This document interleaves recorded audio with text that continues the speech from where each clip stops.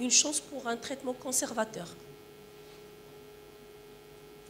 Docteur Bénis.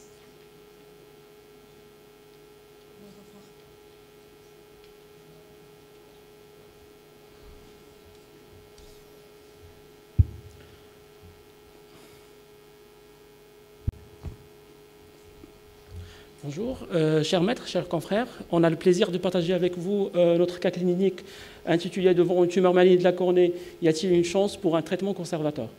Donc, notre patient, il s'agit d'un patient âgé de 57 ans, de teint clair, gardien de profession, avec une forte exposition solaire de plus de 8 heures par jour, qui se présente pour une baisse de l'acuité visuelle de l'œil gauche, d'aggravation progressive depuis 2 ans.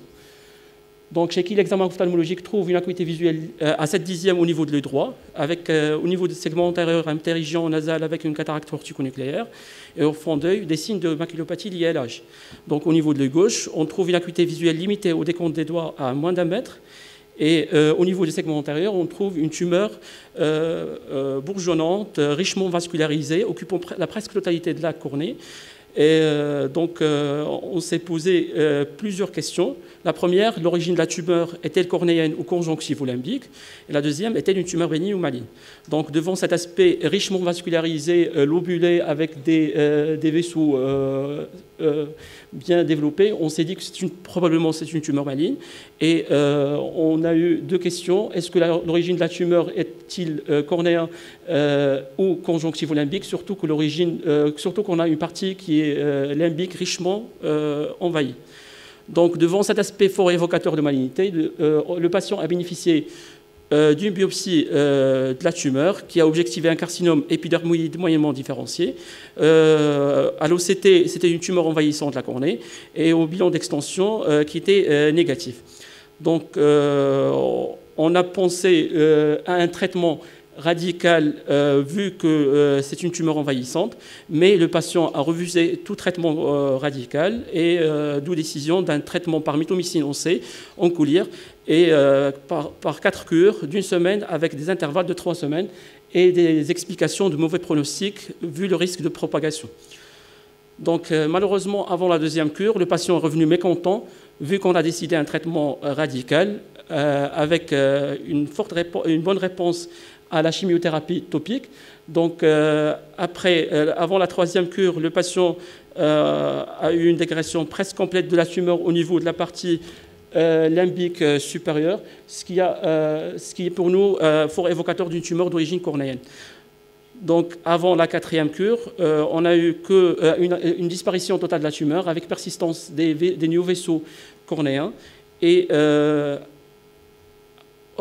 après 1 mois de la 4e cure, on a eu une disparition de toute la néovascularisation cornéenne et persistance d'une tête cornée paraxiale. Donc 6 mois après, la cornée est en train de s'éclaircir avec disparition de la totalité de la tumeur et de la néovascularisation cornéenne. Donc devant cette évolution favorable, on s'est permis de poser la question devant une tumeur envahissante de la surface et en profondeur, est-ce qu'il y a des chances pour un traitement par mitomycine oncée à la place d'un traitement radical? Je vous remercie. Restez là parce que c'est un cas clinique, comme diraient les teenagers, de ouf.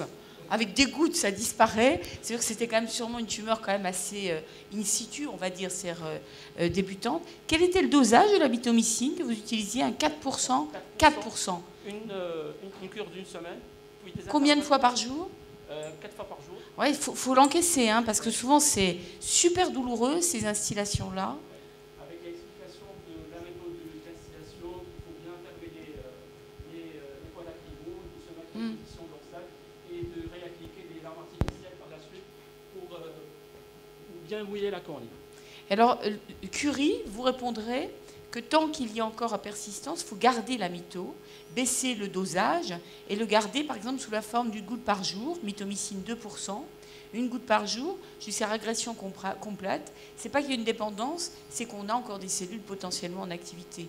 Ça, c'est pour répondre à votre question, puisque de manière incroyable ça marche, il faut aller jusqu'au bout de l'aventure. Oui. Merci beaucoup.